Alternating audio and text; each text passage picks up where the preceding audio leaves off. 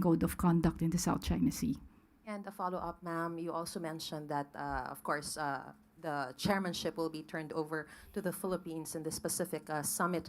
As the Philippines prepares to chair the ASEAN in 2026, what transitional agenda items will Manila highlight at this summit? Can you mention? No, I can only mention the broad areas that will be discussed during the summit, which is, as I mentioned, peace and security, maritime cooperation, economic integration, people-to-people connectivity, climate change, among others. Thank you, ma'am. Next question from Chloe Hufana, Business World. Good morning, ma'am. With the 80 expected outcome documents, what are the key Philippine diplomatic priorities and economic priorities po?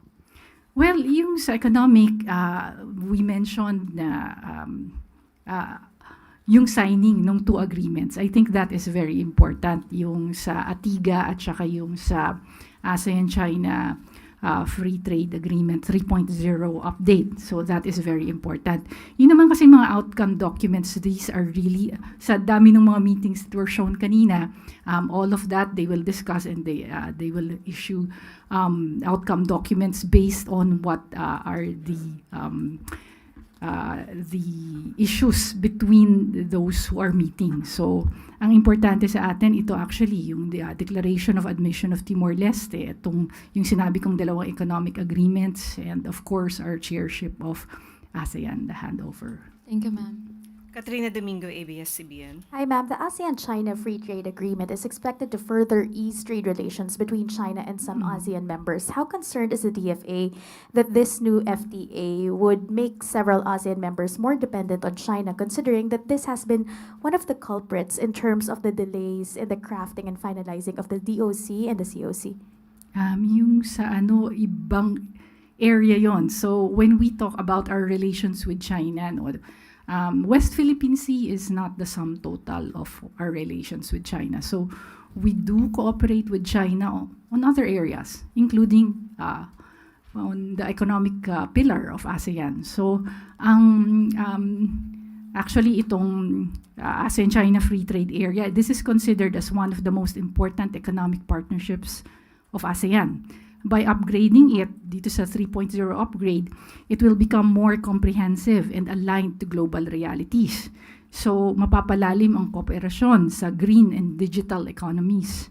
And this will also empower micro, small, and medium enterprises. Just a follow-up question. We do know that the South China Sea issue is separate from the economic issue, but then again, it's soft power. It's giving leeway for China and other ASEAN countries to cooperate further, to have better relations. How concerned is the Philippines that this would somehow strengthen China's hold or China's grip into other Southeast Asian economies? Nako, ano na yan, not about the ASEAN Summit na yan.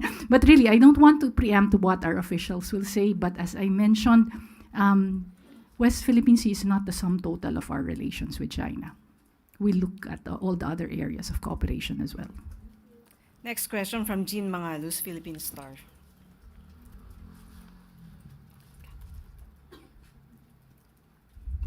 Hi. U.S. President Trump is expected to attend the ASEAN Summit. So what can we expect from this? Will he meet with President Marcos? And is President Trump's presence at the ASEAN a pro or a con?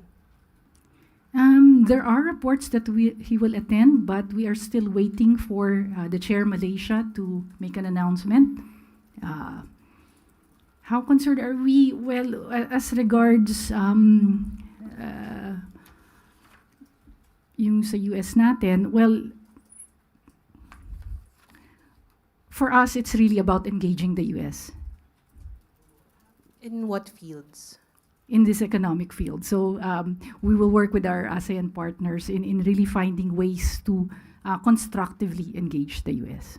Will the US tariffs come into discussion? I cannot predict what will be discussed, but generally our position is that we want to constructively engage the US, and we also want to discuss with other ASEAN member states on how to improve intra-ASEAN trade and make use of our existing FTAs.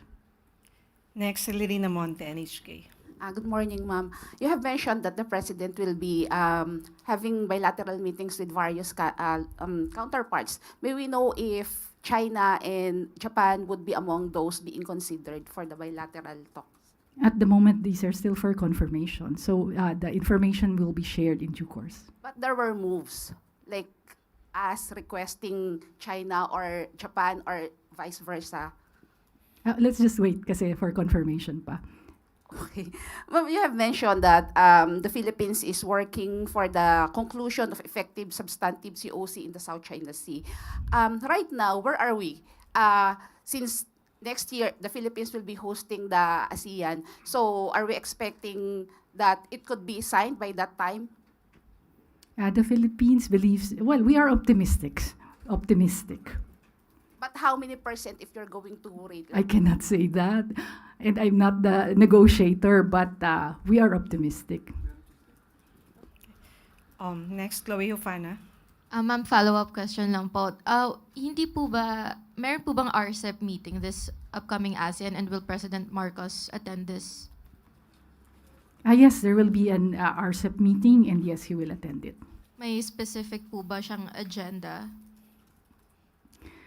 Ang pag-uusapan kasi dito, the leader's direction in enhancing RCEP implementation and exchanging views on regional and international issues, and this is what I got from the DTI. Thank you, ma'am. From Jonah Kilagon, Asahi Shimbun. Hi, good morning, ma'am.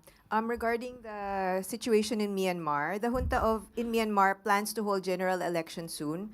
So how does the Philippines intend to approach these elections? Should representatives from Myanmar be reinstated to ASEAN meetings after the elections? I cannot speak on the substantive part kasi dinidiscuss pa rin yan ating senior officials and our foreign ministers as a prelude to the leaders' meeting. I can only give the general position of the Philippines that, we want to see developments as regards to the situation in Myanmar, and we will work with other ASEAN member states as incoming chair. Ma'am, have those developments reached a point where we can accept the political officials from Myanmar, or shall we stick to the career diplomats when we invite them to ASEAN meetings? No, I don't have that information. I'm sorry. Do we have information about who from Myanmar will be attending the summit meeting? At the moment, I don't, but I can later give you the contact person of, if the press needs someone to reach out to in Kuala Lumpur, we can share it.